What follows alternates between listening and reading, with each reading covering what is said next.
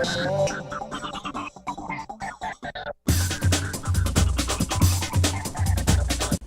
guys, it's April 8th, race week for Lake Sonoma, so I just wanted to take a minute and do a little bit of a kind of what I use for my ultras, and then a little bit of what my strategy is going to be for Lake Sonoma.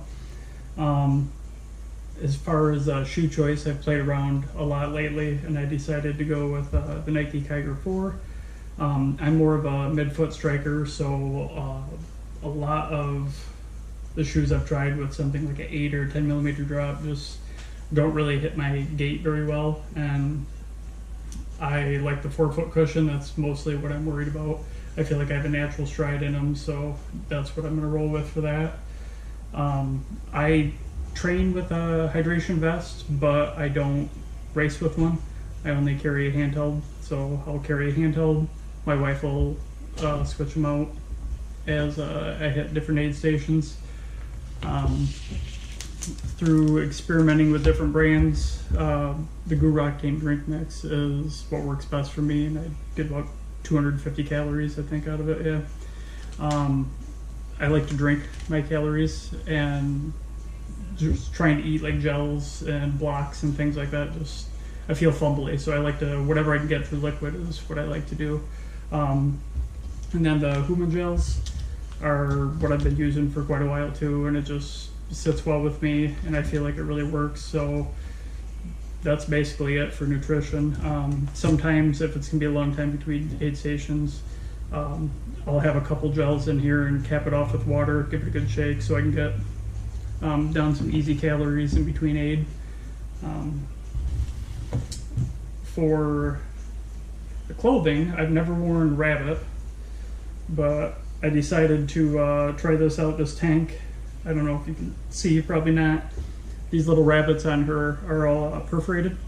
It's only supposed to be about a high of 70 degrees there, but when I'm used to running in 30, that's gonna feel pretty warm for me, and I'm a pretty heavy sweater to begin with. And I always run in the Patagonia Strider shorts. Again, since I don't like to wear a pack, they have the zippered pocket in the back and all these pouches along the edge. I can carry all the gels, or these flasks fit in there nice. So really, I don't even need a shirt or a pack or anything. A handheld in these shorts is really all I need for a race. I always race in Swiftwick socks, just because I like something a little tighter and a little thinner for racing. I do own Smartwool and Features Elite and different things like that, so I have a lot of other brands that I like, but I just feel like for some reason those work the best for me on really long races. And then just my Sunudo and just a basic white hat to keep the sun off me, and that's about it for that. As far as the race, I'm going to put the elevation profile on here, but looking at the splits from the last couple years, luckily since Lake Sonoma is such a big race, they have a lot of data available. I looked at the 10th place finish for last year, which ended up being a 7:09:11. Looking at the elevation profile for the race, it's a pretty big net downhill for the first 11.6, the first aid station you hit at Warm Springs. And people tend to go out really aggressive in these big profile races. Looking at the 10th place splits, at the first aid station he was there in the 7:19s, about 125 through that aid. Again, it is a lot of downhill to get to that point. Jumping to No Name at 25.2, they were averaging 7:39s, so slowing down a little bit, but there are two major climbs to hit the halfway point. But on the second half of the race, on paper, it's a faster second half, but since people go out so aggressive in the first half, and it's an ultra, people typically slow down quite a bit.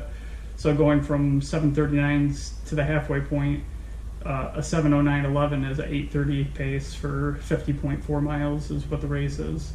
So there's a pretty good slowdown, and when you look at top 10 and even farther back,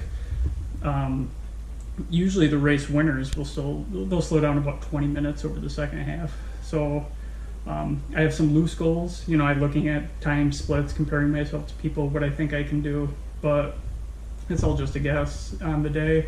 I just have to run how I feel. And I think, though, if I got to halfway, somewhere around, let's say 320, and just feel good, feel strong, like I'm not pushing, closing at a 340 for a 7-hour-ish finish in a top 10, I think is realistic. If I feel good, I'll try to go under 7, but it's all on the day and how things play out. But I feel really good about this. I don't have any aches or pains from the taper. I feel strong. Over the last 3 months have been really consistent, and so I'm just ready to see what race day will bring.